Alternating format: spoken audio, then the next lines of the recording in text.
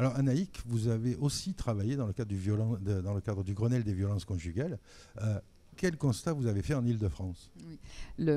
J'ai travaillé et je travaille. Et toutes les directrices régionales et tous les directeurs régionaux et tous les délégués départementales de France et d'outre-mer travaillent aujourd'hui sur le Grenelle des violences. Je pense qu'il faut avoir en tête cette vaste mobilisation qui amène des groupes de travail un petit peu partout en France sur plutôt sur la thématique de la prévention et de la lutte contre les violences conjugales. Je rappelle qu'on est quand même à 106 féminicides aujourd'hui.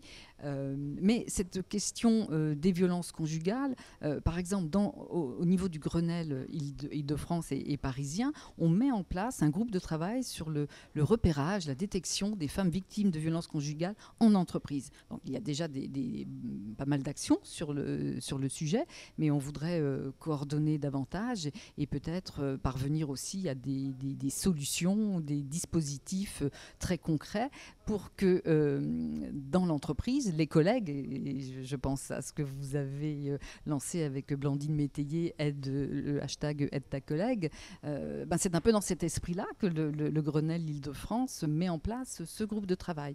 Comment on aide les collègues, les ressources humaines, mais aussi les managers en général à repérer et à aider, à accompagner une femme victime de violence, c'est-à-dire l'accompagner dans l'emploi, dans le maintien de l'emploi. Et ça concerne aussi l'insertion, l'insertion par l'économie ou le recrutement en général. Pôle emploi travaille aussi, par exemple, sur cette question-là. Vraiment, c'est très très important dans le cadre du Grenelle.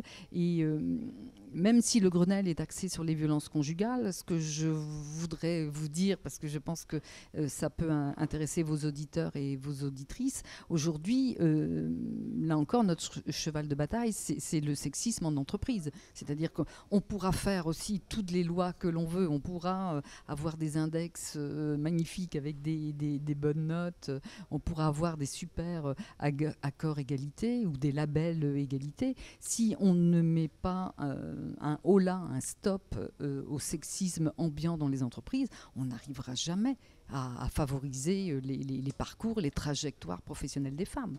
Alors, le hashtag aide ta collègue, il est né d'un constat, c'était justement avec la loi sur l'égalité femmes-hommes.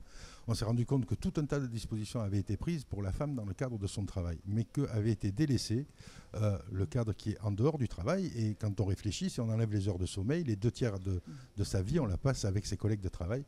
Et que donc le matin, le premier témoin d'une mauvaise soirée de la collègue, c'était celui qui est en face d'elle dans l'open space.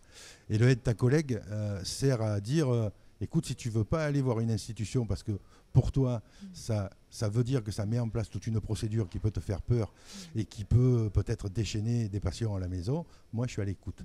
C'est ça le aide ta collègue. Est-ce que vous pensez que dans le cadre du Grenelle des violences conjugales, on peut imaginer que le collègue de travail puisse avoir des outils supplémentaires pour aider sa collègue ? Oui, il peut avoir des outils supplémentaires. Ils peuvent être les premiers ou les premières d'ailleurs à réclamer qu'en termes de législation, les choses soient affichées dans l'entreprise. Aujourd'hui, on doit lutter contre le harcèlement sexuel au travail, par exemple. Ça doit être affiché. Pour ce qui est des violences conjugales, on peut imaginer des formations ou des sensibilisations. Des collègues, parce que finalement, c'est ce qu'on dit d'ailleurs aujourd'hui, ça peut arriver à n'importe qui, comme collègue de travail, d'être témoin d'une personne victime de violences conjugales. Je rappelle que ça concerne tous les milieux, tous les statuts sociaux. Et MeToo, le mouvement MeToo, a aussi démontré qu'en entreprise, les femmes sont victimes de harcèlement sexuel, quel que soit le métier. On peut imaginer que quel que soit le secteur de l'entreprise, les collègues peuvent être en alerte et être vraiment une ressource. Oui. La différence entre être ta collègue et MeToo et Balance ton porc, c'est... que aide ta collègue est un signal de mise à disposition et pas un signal de name and shame qu'on évoquait tout à l'heure pour les scores des entreprises en matière d'égalité.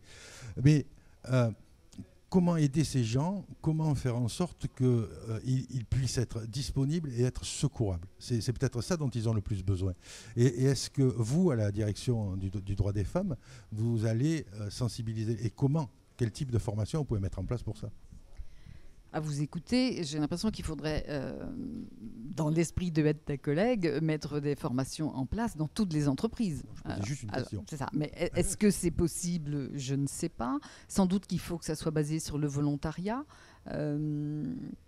Quelles entreprises vont s'emparer de ce dispositif plus que d'autres, je ne sais pas, mais je reviens aux questions de sensibilisation, d'outils, qui peuvent être des outils en ligne d'ailleurs, sur des formats courts. Je sais que vous aimez les formats courts, et bien peut-être qu'un format court sur le sujet peut être très très utile, parce que les collègues, ce que vous appelez les collègues, qui soient à la machine à café ou dans le bureau ou dans les moyens de transport, avant même d'arriver au travail, ils doivent être surtout en capacité de recevoir la parole, d'entendre.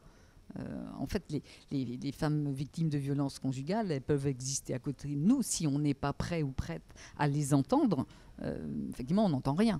Donc c'est sans doute cette ouverture qu'il faut activer.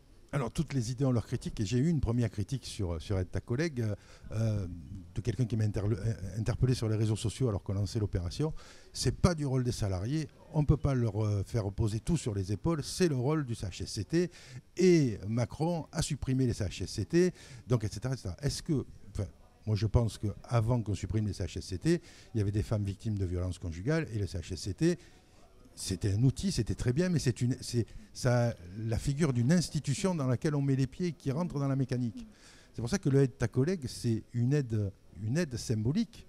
Je suis à l'écoute, je suis une oreille, je ne suis pas une institution, je suis une oreille. C'est pas simplement une aide symbolique, je pense que ça va être une aide opérationnelle. Faut l'espérer. Si le ou les collègues en question relaient aussi vers les numéros de permanence ou les numéros de téléphone comme le 3919, qui sont des numéros professionnels. On ne peut pas non plus aspirer ou être une éponge de certaines situations. Il y a des salariés qui peuvent pas. Donc il faut un certain stade peut-être avoir une écoute professionnelle. Mais là, les collègues peuvent tout à fait orienter, dire qu'il existe des dispositifs, qu'il existe des structures qui sont de proximité et qui peuvent réellement aider.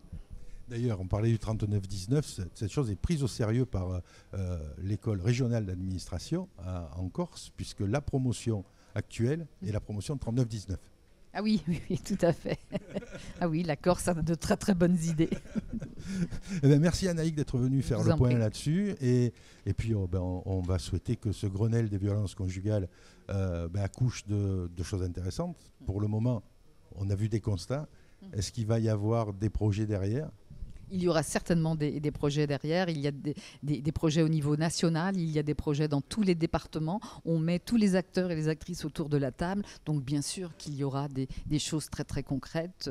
Et tous ces travaux seront rendus à Marlène Schiappa début novembre pour qu'elle puisse ensuite présenter sa stratégie nationale pour le reste du quinquennat. Eh bien, on lui redonnera rendez-vous, puisque là, elle est à New York. Elle n'a pas pu venir alors qu'elle était prévue, pour qu'elle vienne nous dire ça au mois de mars, sur le plateau des Rendez-vous du Monde du Travail ici à Paris, pour voir qu'est-ce qui est sorti de ce Grenelle des violences conjugales. Et elle viendra avec plaisir. Merci Anaïque d'être venue nous voir.